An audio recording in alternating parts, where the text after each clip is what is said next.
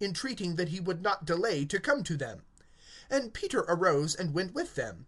When he was come, they brought him into the upper chamber, and all the widows stood by him weeping, and showing coats and garments which Dorcas made, while she was with them. But Peter put them all forth, and kneeled down, and prayed. And turning to the body, he said, Tabitha, arise. And she opened her eyes, and seeing Peter, she sat up. And he gave her his hand, and raised her up, and calling the saints and widows, he presented her alive. And it became known throughout all Joppa, and many believed on the Lord. And it came to pass that he remained many days in Joppa with one Simon, a tanner. Chapter 10. There was a certain man in Caesarea named Cornelius, a centurion of the band called the Italian band, devout, and one that feared God with all his house, giving many alms to the people, and praying to God always. He saw in a vision distinctly, about the 9th hour of the day, an angel of God coming into him, and saying to him, Cornelius!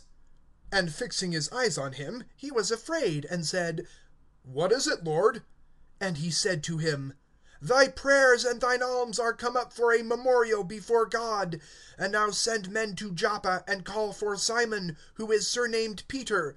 He lodges with one Simon, a tanner, whose house is by the seaside.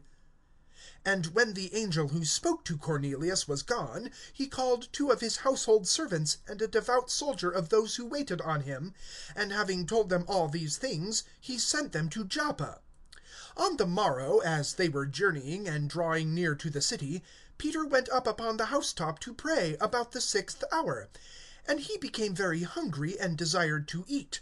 While they now were making ready, there fell upon him a trance, and he beholds heaven opened, and a certain vessel descending upon him as a great sheet, bound by 4 corners, and let down upon the earth, wherein were all the 4-footed beasts, and creeping things of the earth, and birds of the air.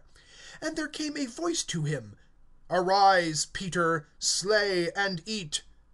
But Peter said, Not so, Lord, for I never ate anything common or unclean.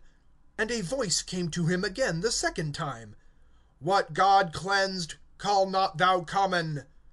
This was done thrice, and the vessel was taken up again into heaven. And while Peter was doubting in himself what the vision might be which he saw, behold, the men who were sent from Cornelius, having made inquiry for Simon's house, came and stood before the gate. And calling, they asked whether Simon, who is surnamed Peter, lodges there. While Peter was earnestly considering the vision, the Spirit said to him, Behold, men are seeking thee. But arise and go down, and go with them, making no scruple, because I have sent them. Peter went down to the men, and said, Behold, I am he whom ye seek. What is the cause for which ye are here? And they said, Cornelius, a centurion, a just man, and one that fears God, and of good report among all the nation of the Jews, was warned from God by a holy angel to send for thee to his house, and to hear words from thee. He called them in therefore, and lodged them.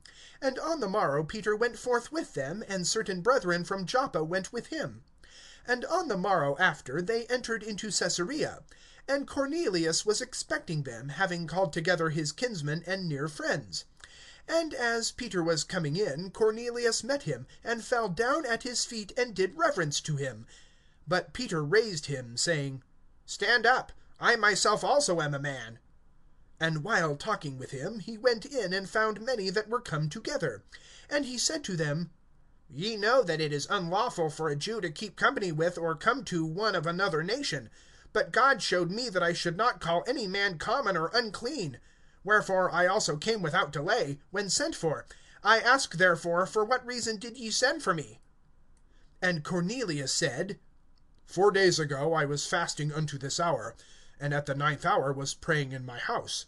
And behold, a man stood before me in bright clothing, and said, Cornelius, thy prayer was heard, and thine alms were remembered before God.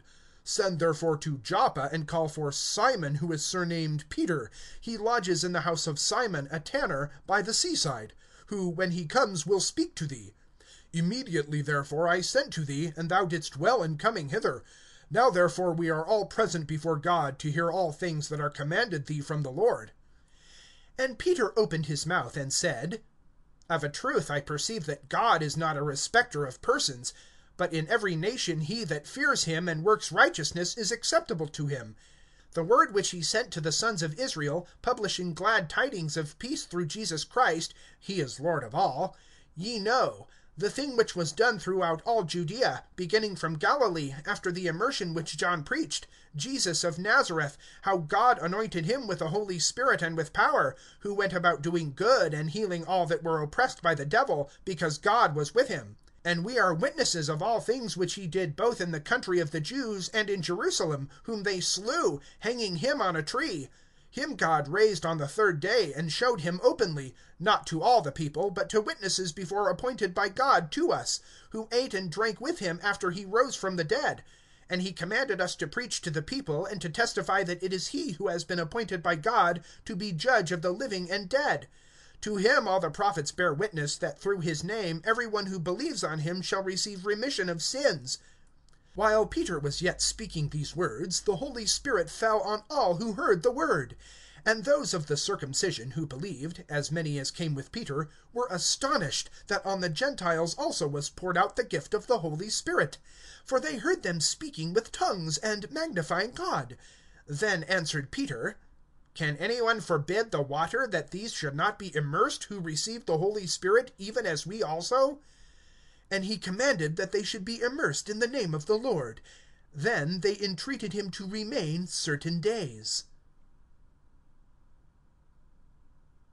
The end of chapters 6 through 10 of the book of the Acts of the Apostles, from the American Bible Union's New Testament. Recording by Mark Penfold.